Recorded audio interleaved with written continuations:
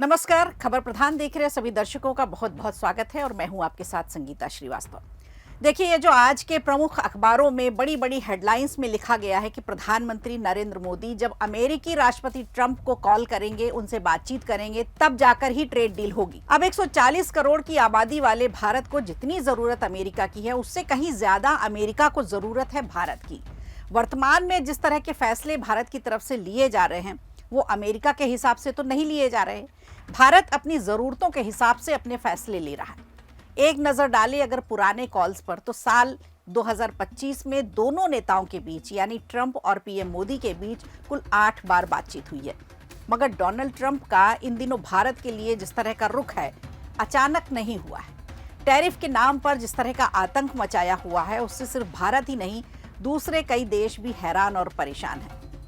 अंतर्राष्ट्रीय स्तर पर बातचीत का जो शिष्टाचार होना चाहिए, उसे वो लगभग ताक पर रख चुके हैं। उनकी विश्वसनीयता पर प्रश्न चिन्ह लग चुके हैं। भरोसा लोगों का टूटा है। नॉर्मल तरीके से हालचाल जानने के लिए भी अगर व्हाइट हाउस से किसी से बातचीत हो जाती तो उसे इस तरह से प्रचारित किया जाता है कि वो गलत लगने लगता है। इसकी कोई गारंटी भी नहीं है कि वो क्या कहेंगे क्या नहीं कहेंगे, क्योंकि इस समय जो ट्रंप के बयान आ रहे हैं, उन पर भरोसा करना थोड़ा मुश्किल हो रहा है सभी के लिए।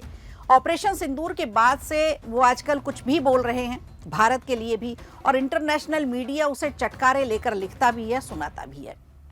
अमेरिका की तरफ से ये जो कहा जा रहा है कि यदि नरेंद्र मोदी कॉल पर उनसे बात करेंगे तब व्यापार पर बात आगे होगी, इसका भी एक शिष्टाचार होता है। कुछ समय पहले उन्होंने साउथ अफ्रीका के राष्ट्रपति से बातचीत को लीक कर दिया था। इसके बाद फिर कोरियन नेता से उनकी बातचीत हुई, उस बात को भी उन्होंने लीक करवा दिया। अब इसमें कितना सच है कितना झूठ है, ये तो अमेरिका ही जाने। लेकिन अब सभी देश सतर्क जरूर हो चुके हैं, क्योंकि अमेरिका पर से भरोसा उठ गया है। इसीलिए इस समय सबसे मुश्किल काम है डोनाल्ड ट्रंप को आप हेलो भी कहें। अगर आपने हेलो भी कहा तो वो उससे किस तरह से प्रचारित करेंगे, कहा नहीं जा सकता। और फिर प्रधानमंत्री नरेंद्र मोदी जैसे गंभीर नेता, जिनकी अप्रूवल रेटिंग ही सबसे बड़ी है, उन्हें दिक्कत नहीं आती। लेकिन जिन नेताओं की रेटिंग कम है, उनके लिए संकट जरूर है। आप सोच कर देखिए, यदि इस समय देश में प्रधानमंत्री मनमोहन सिंह होते और ट्रंप उनके बारे में इस तरह से कहते, तो भारत में किस तरह का माहौल होता, आप समझ सकते हैं। पहली बात तो यह कि इतना हो हल्ला ही नहीं होता। मोदी सरकार पर तो देश की जनता का भरोसा है, इसीलिए तो वो 3-3 बार प्रधानमंत्री बनाए गए हैं। लेकिन ट्रंप अब 1 दर्जन देशों के पीछे पड़ चुके हैं। सोलर अलायंस तो छोड़िए, वो नाटो से भी निकलने के मूड में है। WHO से 22 जनवरी को उनका नाता खत्म हो जाएगा।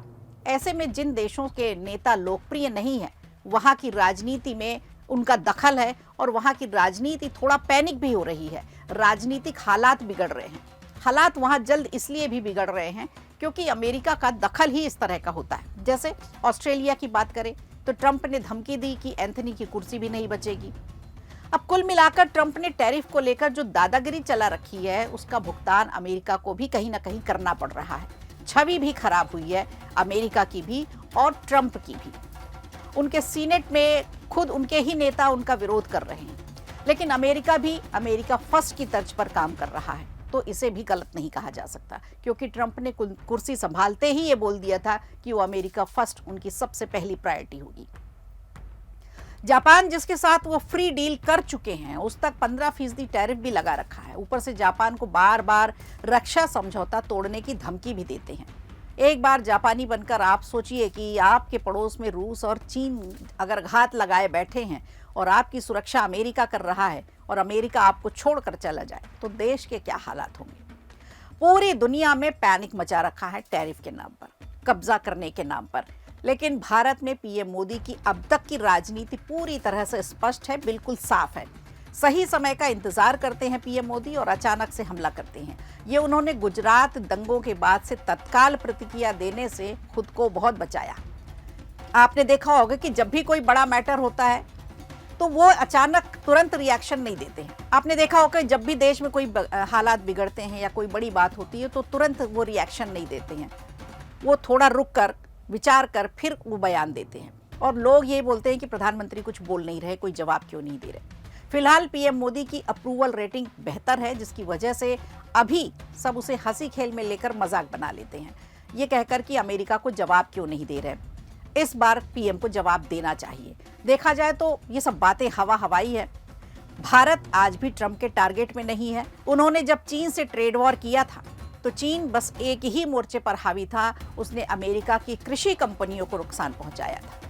अब ट्रंप चाहते हैं कि भारत में इतनी ज्यादा आबादी है तो हमारे लिए, अमेरिका के लिए कृषि बाजार खोल दे, ताकि अब वो चीन से खुलकर लड़ाई कर सकें और भारत में अमेरिकी कंपनियां खुलकर व्यापार कर सकें।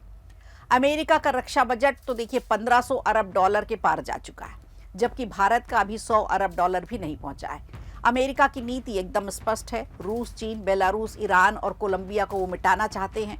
ट्रंप का अगला निशाना ईरान जरूर है। ईरान के निर्वासित राजा हैं रजा पहलवी, जिन्हें अमेरिका बार बार बुला रहा है।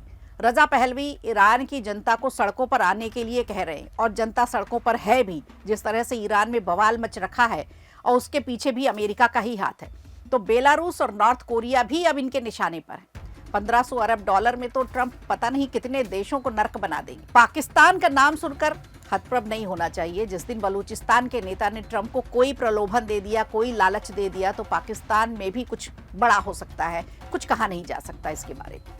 ये ट्रंप है, ये अमेरिका है, ये अपने फायदे के लिए कब क्या करेंगे इसका कुछ भी कहा नहीं जा सकता इसके बारे में।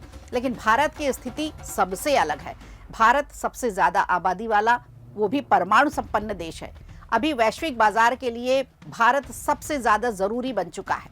भारत पर सिर्फ टैरिफ की मार पड़ सकती है और भारत का हित भी इसी में है, क्योंकि यहीं से शुरू होता है स्वदेशी अपनाओ, देश को तरक्की दिलाओ।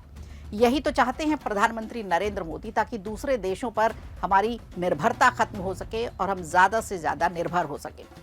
भारत की चाक चौबंद सीमाओं पर डटे जांबाजों की वजह से भारत पर बाहरी आक्रमण तो नहीं हो सकता, लेकिन यहाँ हो सकता है तो वो हो सकता है सिर्फ गृह युद्ध, क्योंकि 2.5 मोर्चे पर लड़ाई लड़नी है और वो भी देश के भीतर ही है। लेकिन नरेंद्र मोदी जब तक प्रधानमंत्री है इसकी भी संभावना ना के बराबर है, क्योंकि उन्हें एक कदम पीछे खींचो तो वो 2.5 घर आगे बढ़ जाते हैं और विरोधी इसी बात से परेशान है।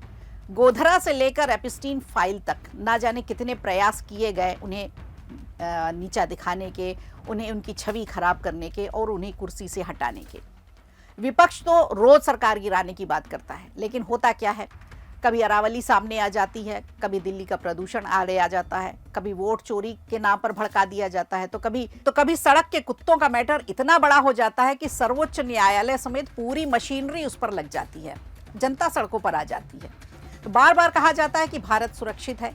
कई लोगों की इच्छा है कि अमेरिका भारत पर आक्रमण करके मोदी सरकार को हटा दे, लेकिन ये सिर्फ ख्याली पुलाव हैं उन लोगों के, विपक्ष के खास करके।